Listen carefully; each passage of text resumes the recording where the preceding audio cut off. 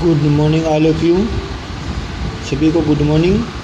तो आज का जो टॉपिक हमारा रेट ऑफ रिएक्शन कह सकते हैं, वेलोसिटी ऑफ रिएक्शन के नाम से भी कह सकते हैं। तो ये क्या होगा, it is the change of molar constant of reactant और प्रोडक्ट जो का इन पर यूनिट टाइम। तो इसमें हम क्या बताएंगे हमें कि जो क्या होगी रेट ऑफ, जो क्या होगी इसमें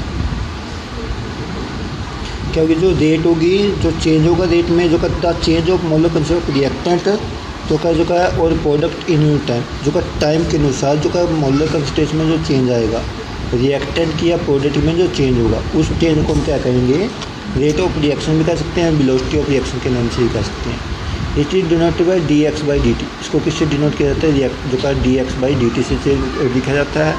van D X change in concept of reactant और प्रोडक्ट इन गिवन टाइम। तो किसी भी गिवन टाइम में जो डी एक्स या कंसेप्ट ऑफ रिएक्टेंट या प्रोडक्ट क्योंकि जो किसी भी टाइम में जो उसमें चेंज आएगा, उस चेंज को हम क्या करें, D X by D T लिखेंगे। तो फॉर रिएक्शन रिएक्टेंट से प्रोडक्ट, रिएक्टेंट से प्रोडक्ट। तो रिएक्टेंट से प्रोडक्ट क्या होगा, जो देखोगे जो जैसे हमारा कंसंट्रेशन है, कंसंट्रेशन ऑफ रिएक्टेंट हमने पीछे ग्राफ में बताया था। तो कंसंट्रेशन रिएक्टेंट की तो क्या होगी, डिक्रीज होगी, और प्रोडक्ट की क्या इंक्रीज होगी, और जो का इक्विलिब्रियम स्टेट पर दोनों क्या जाती है, इक्वल स्टेट में आ जाती है। तो वही इसमें बताएंगे हम का रेट है D R by D T. D R क्या indicate decrease in concept of reactant. D R जो का रिएक्टेंट की बता रही है, तो टाइम के अनुसार चेंज होगी वो डिक्रीज होगी, तो कंसेप्ट ऑफ रिएक्टेंट की क्या होगी, वो डिक्रीज होगी, ये होगा इसका। और जो प्रोडक्ट की क्या होगी, द प्रोडक्ट तो फॉर प्रोडक्ट रेट क्या है, D P by D T. D P indicate increase the concept of product. D P क्या बताएगा, जो का इंक्रीज जो का क्या शो करता है, ये डी पी जो इसमें पॉजिटिव होता है वो बताते हैं increase the concept of product. Product की कंसंट्रेशन क्या होती है, बढ़ती है। तो क्या नीट ऑफ जो का रेट ऑफ रिएक्शन, उसकी नीट क्या होगी, अब कंसंट्रेशन बाय टाइम है तो इसके कारण मोल पर लीटर पर सेकंड के अनुसार इसको जो का इसकी क्या यूनिट होगी, मोल पर लीटर पर सेकंड के द्वारा बताएं इसको, होगा इसका। और कंसंट्रेशन को हम किस में बताते हैं, एक्टिव मास, तो जिसको मोलर कंसंट्रेशन के नाम से भी कहते हैं। It is shown by square bracket, इसको हम किस में लिखते हैं, स्क्वायर ब्रैकेट के अंदर लिखा जाता है। स्क्वायर ब्रैकेट के अंदर इसको डिनोट किया जाता है, कंसंट्रेशन रिएक्टेंट या प्रोडक्ट, इसको स्क्वायर ब्रैकेट के अंदर लिखते हैं। ठीक है, जो नंबर ऑफ मोल पर लीटर के अनुसार इसको बताते हैं, तो इसको किस में लिखते हैं, स्क्वायर ब्रैकेट के अंदर लिखा जाता है। तो होगा इसका, तो क्या होगा, ये द नंबर ऑफ जो का molecule present in given unit, जो का 1 litre is called active mass. जितने जो का नंबर ऑफ ग्राम मोलिकुल हो गए प्रेजेंट इन यूनिट वॉल्यूम, मतलब 1 लीटर में कह सकते हैं जितने उसके ग्राम मोलिकुल हो गए, उनकी संख्या को हम एक्टिव मास के नाम से कहते हैं। तो ग्राम मोलिकुल कैसे निकालें, weight of substance gram by molar mass, मतलब मोल कह सकते हैं। तो मोल पर लीटर कह सकते हैं, वो क्या होगा, जो का जितना वेट है उसका बाई मोलिकुलर वेट, जो होगा इसका एक्टिव मास का given mass given molecule by क्या होगा, ग्राम मोलिकुल बाई वॉल्यूम, मतलब मोल पर लीटर के अनुसार कह सकते हैं इसको, होगा इसका। तो और एक्टिव मास क्या, weight of substance in gram molecular weight into volume, इसके द्वारा बताएंगे हम। इसको यूनिट मास क्या होगा, इसकी ग्राम मोलिकुल पर लीटर के अनुसार बताते हैं, उसको ग्राम मोलिकुल पर लीटर के अनुसार इसको निकालते हैं। तो एक्टिव मास और पार्शली प्रेशर तो of solid regarded as unit because molecule are closely pack in solid. तो जो एक्टिव मास है या पार्शली प्रेशर है सॉलिड का, इज रिगार्डेड एज यूनिट, उसको एक यूनिट के रूप में लिया जाता है, because molecule are closely pack in solid. जो मोलिकुल हमारे वो कहते हैं क्लोजली पैक होते हैं सॉलिड के अंदर, वो बताते हैं। तो क्या इसमें क्वेश्चन नहीं है, व्हाट वुड बी जो का रिस्पेक्टिव, व्हाट वुड बी जो का रिस्पेक्टिव एक्टिव मास ग्राम मोल पर litre, 1 gram of H2, 120 gram of HI present in जो का 2 लीटर ऑफ कंटेनर।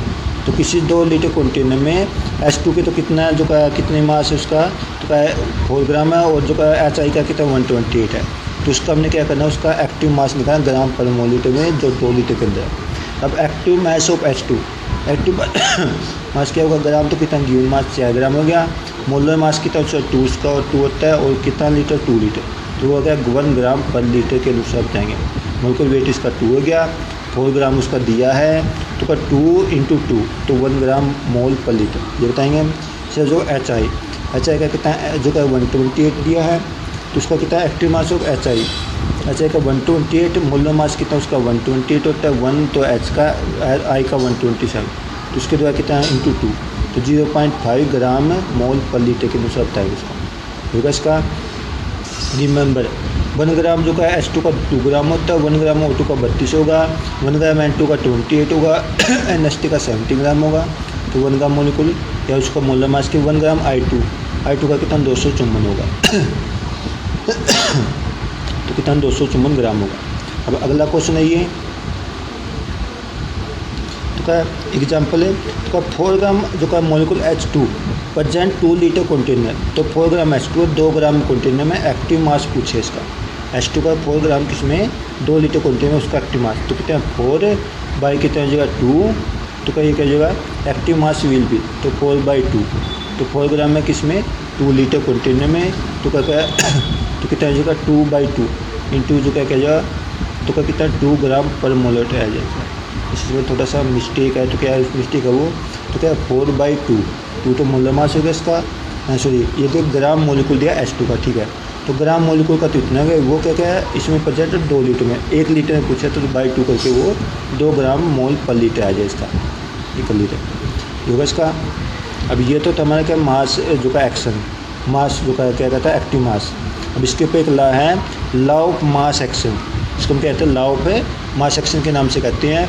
तो क्या होगा ये, तो क्या गुलबर्ग एंड का वेग इन 1807 gives law according this law, मतलब गुलबर्ग और वेग ने 1807 में एक लॉ दिया था जो का अकॉर्डिंग दिस लॉ, इस लॉ के द्वारा 8 constant temperature the rate of reaction directly proportional to the product of active mass और मोलर कंसेप्ट ऑफ रिएक्टेंट।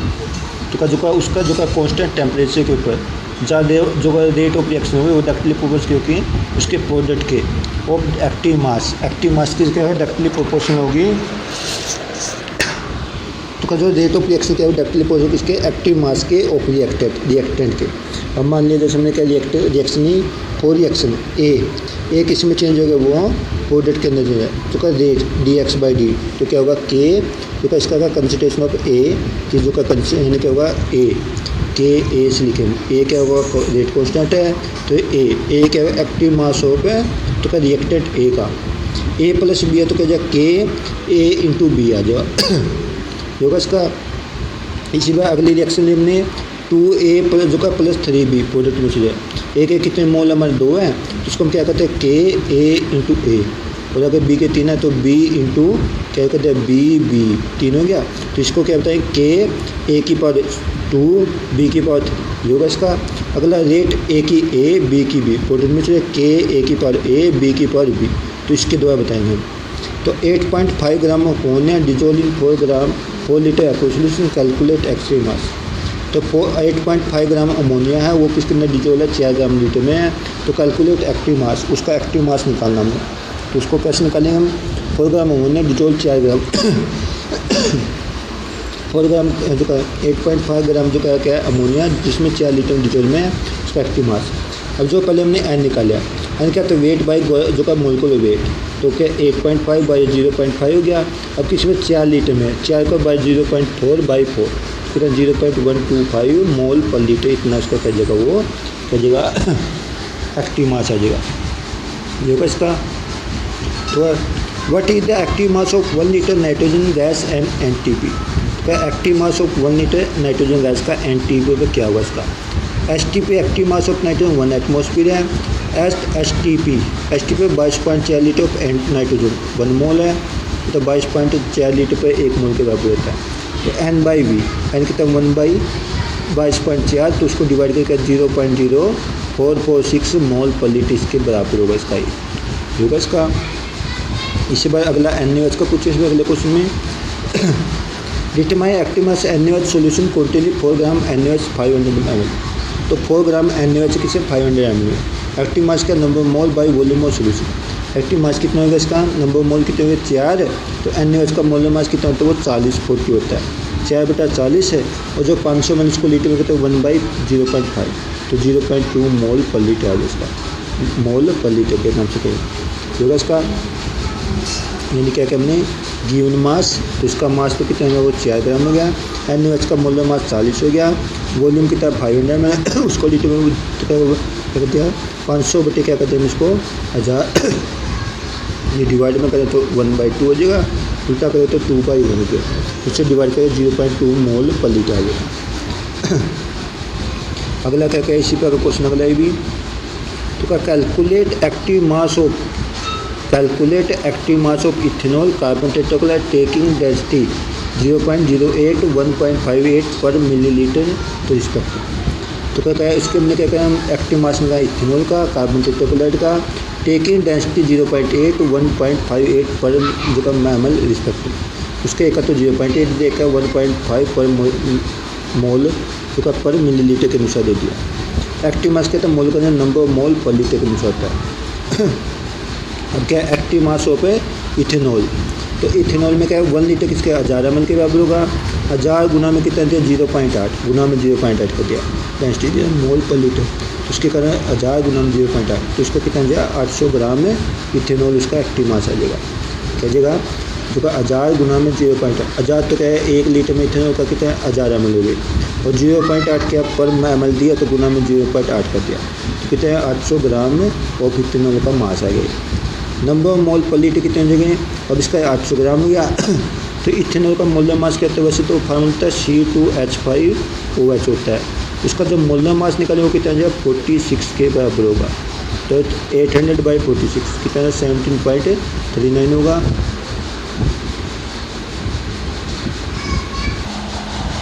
तो क्या है 800 बाई जो का उसका इथेनॉल का मोलर मास कितना था 46 था, उससे डिवाइड करके कितना है 17.39 मोल पर लीटर के अनुसार इतने मोल है पर लीटर के अनुसार। अब ये तो क्या है इथेनॉल का क्या, अब दूसरे की डेंसिटी दिया 1.56 दिया जो किसकी वो कार्बन टेट्राक्लोराइड।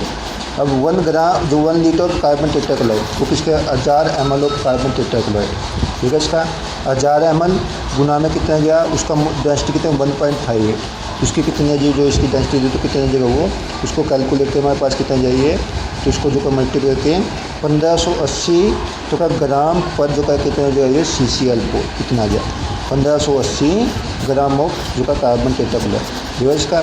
अब उसका मोलर मास निकालें तो CCl4 का कितना वो होगा 154। अब 1580 बटे क्या 154 कर दिया तो कितना 10.0266 इसका कितना हुआ ये इसका कितना हुआ होगा इसका। अब एक्टिव मास कितना है इसका 10.26 मोल पर लीटर इसके क्या हुआ मोल होगा इसका। अब इसके बाद आ गए equilibrium constant for Kc in term concentration. अब हमने जो का एक्टिव मास पढ़ लिया है जो उसका ला पढ़ लिया, उसके द्वारा पे एक्टिव जो का equilibrium constant Kc in concentration. अब कंसंट्रेशन की हम करेंगे जो का टर्म ऑफ कंसंट्रेशन Kc क्या होगा। अब जैसे हमने रिएक्शन एरिया में इसको समझा रहा हूँ तो क्या थे हमारी जो कोई रिएक्शन है AA, क्या रिएक्शन है AA प्लस BB किसके अंदर कन्वर्ट हो रहे वो CC और DD के अंदर कन्वर्ट हो रहे ये। अब रेट ऑफ है तो क्या फॉरवर्ड रिएक्शन, रेट ऑफ है फॉरवर्ड रिएक्शन, फॉरवर्ड रिएक्शन उसका क्या होगा उसकी होगा जो का KF फॉरवर्ड के लिए A की पावर कितने मोल है उसके A तो इसकी पावर A है गया और B की पावर क्या है वो B है गया। तो क्या रेट ऑफ फॉरवर्ड किसके लिए होगा KF है A की पावर A B की पावर B ये तो फॉरवर्ड का हो गया। इसी पर जब हमने rate of backward, rate of है बैकवर्ड, बैकवर्ड का देखते हैं तो क्या होगा इसमें बैकवर्ड। अब बैकवर्ड में क्या है उसका KB। अब C के कितने मोल है C है तो C की पावर C और D की पावर कितना है वो कैपिटल D की पावर है स्मॉल d, तो ये बैकवर्ड की होगी और वो बैकवर्ड। अब जो हम क्या करते हैं इसमें रेट ऑफ जो का क्या होगा KF, तो ये दोबारा रिपीट करें क्या RF जो का KF है A की पावर A B की पावर B, और जो इस पर जो का बैकवर्ड का क्या हो गया RB, वो क्या हो गया RB KB जो का C की पावर C D की पावर D जो है इसका। और जो का KF तो रेट ऑफ जो का फॉरवर्ड रिएक्शन के लिए होगा, KB किसके लिए वो रिवर्स रिएक्शन के लिए। अब जो हमने क्या कहा इक्विलिब्रियम को निकालना तो at equilibrium rate of forward reaction है इक्वल रेट ऑफ जो का रिवर्स रिएक्शन, मतलब रिवर्स का मतलब बैकवर्ड कह सकते हैं उसको। तो रेट ऑफ है तो का फॉरवर्ड रिएक्शन है रेट ऑफ बैकवर्ड रिएक्शन, दोनों क्या हो गए वो इक्वल हो गए, मतलब RF है तो क्या होगा जो RF है और इक्वल होगा RB के इक्वल होगा। अब दोनों को लेंगे तो इसकी कंडीशन भी क्या दोनों की इक्वल है, तो क्या होगी इसकी KF है कहता है A की पावर A और B की पावर बी, ये था इक्वल क्या के जो का क्या था बी, क्या जाए सी की पावर सी और डी की पावर है डी। ये जो का कंस्टेशन को शो कर दिए हैं, तो यह है इसका। अब जो क्या क्या के एफ बाई के बी कर दिया, क्या कर दिया के एफ बाई के बी, वो किसके इक्वल होगा सी की पावर सी और डी की पावर क्या था डी की पावर डी, और बाई क्या हुआ ए की पावर है ए और बी की पावर क्या गया वो बी, इसके इक्वल होगा। अब यानी उसके इक्वल हो गया। अब जो क्या क्या तो क्या क्या इसको जब हम लेंगे तो उसको के एफ बाई के बी, वो किसके बाद के सी की पावर सी, डी की पावर डी, ए की पावर ए, बी की पावर बी। तो ये क्या हो जाएगा के सी की क्या हुआ इक्विलिब्रियम कांस्टेंट है इन मोलर कंसंट्रेशन। तो क्या के सी क्या इक्विलिब्रियम कांस्टेंट है in term of molar concentration, ये होगा। तो the equilibrium constant eight given temperature है, तो जो इक्विलिब्रियम कांस्टेंट होगा किसी भी टेम्परेचर पर, द रेट ऑफ कंसंट्रेशन जो का फॉरवर्ड एंड जो का बैकवर्ड रिएक्शन, मतलब क्या होगा जो फॉरवर्ड रिएक्शन का रेशो और जो का बैकवर्ड रिएक्शन का रेशो के उसमें होगा, यानी इक्विलिब्रियम टेम्परेचर का रेट ऑफ कांस्टेंट ऑफ तो का क्या होगा फॉरवर्ड एंड जो का बैकवर्ड रिएक्शन दोनों के उसके उसमें होगा। या फिर हम कह सकते हैं दूसरे को के सी डिफाइंड एज, दूसरे जो हमारी ये है के सी जो का डिफाइंड एज तो का the ratio of product molar concentration of जो का प्रोडक्ट है एंड जो का product of molar concentration of reactant, मतलब क्या बताएंगे ratio of product of molar concentration of product की कंसंट्रेशन का रेशो जो का बाई जो का क्या कहते हैं the product of molar concentration of product जो का टू तो का product of molar concentration of reactant, मतलब ऊपर क्या होगी प्रोडक्ट की आएगी, प्रोडक्ट की कंसंट्रेशन का रेशो बाई रिएक्टेंट की कंसंट्रेशन का रेशो जो भी हमारा इसमें है। का इन टर्म राइज जो का पावर ऑफ जितनी पावर होगी, जैसे ए की पावर ए, बी की पावर जो भी पावर होगी पावर में होगा, सुपीरियर से balance chemical reaction at constant temperature उसको बैलेंस करने के द्वारा जितनी पावर जो मॉलिक्यूल होगा उसको पावर से लिखेंगे हमें, वो किसके पावर होगी हमारे के सी के इक्वल होगा, इक्विलिब्रियम कांस्टेंट के इक्वल होगा। तो ये था हमारा क्या है इक्विलिब्रियम कांस्टेंट। तो होगा इसका आज का काम इतना ही है। कल करेंगे हम इसके जो कुछ तो न्यूमेरिकल, कुछ इसके बाद जो आके वो टॉपिक पढ़ेंगे।